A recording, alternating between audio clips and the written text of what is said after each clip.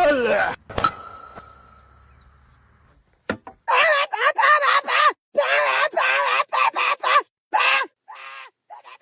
घोंगा को कौन खेलने दिया? इधर छक्का चल गया, वो पे कर रहा है। चुप साला।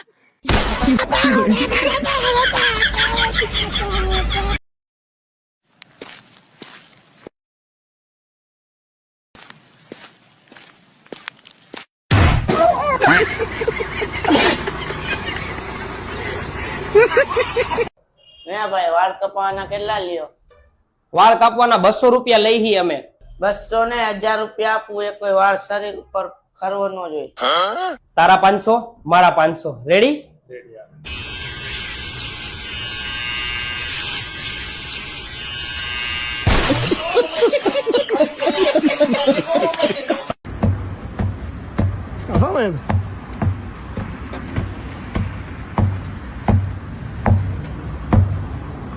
Cacete de força.